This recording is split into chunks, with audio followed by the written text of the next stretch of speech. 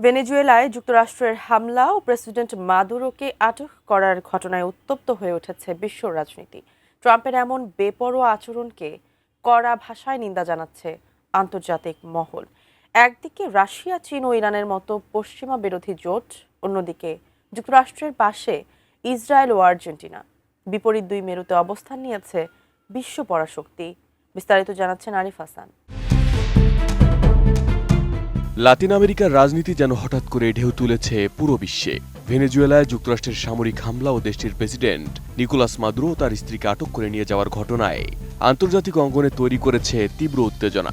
একদিকে যুক্তরাষ্ট্রের পাশে দাঁড়িয়েছে তাদের ঘনিষ্ঠ মিত্ররা, অন্যদিকে ভেনেজুয়েলার সার্বভৌমত্বে হস্তক্ষেপের অভিযোগ তুলে ক্ষোভে ফেটে পড়েছে রাশিয়া, চীন, ইরান সহ একাধিক বিশ্ব আঞ্চলিক শক্তি।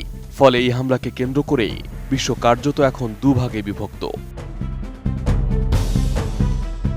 ওয়াশিংটনের ভাষ্য, এই অভিযান ছিল একটি টার্গেটেড অপারেশন।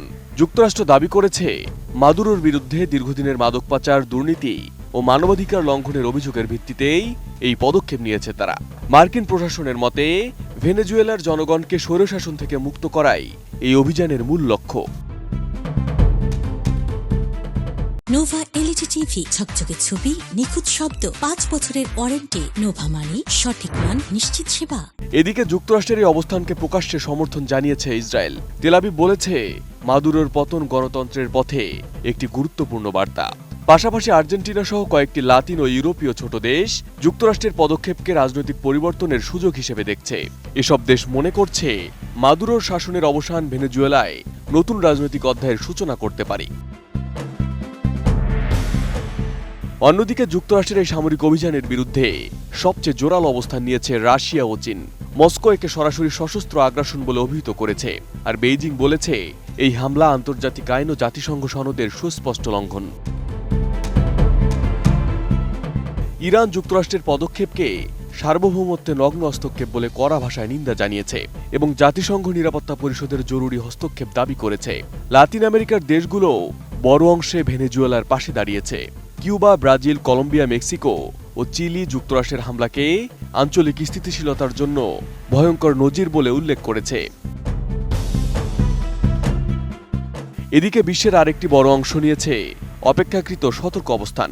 ভারত এই ঘটনায় গভীর উদ্বেগ প্রকাশ করে সব পক্ষকে সংযম ও আলোচনার পথে ফেরার আহ্বান জানিয়েছে। একই সুরে কথা বলেছে যুক্তরাজ্য, কানাডা ও ইউরোপীয় ইউনিয়ন। তারা সামরিক সংঘাত নয়, কূটনৈতিক সমাধানকেই একমাত্র পথ হিসেবে দেখছে।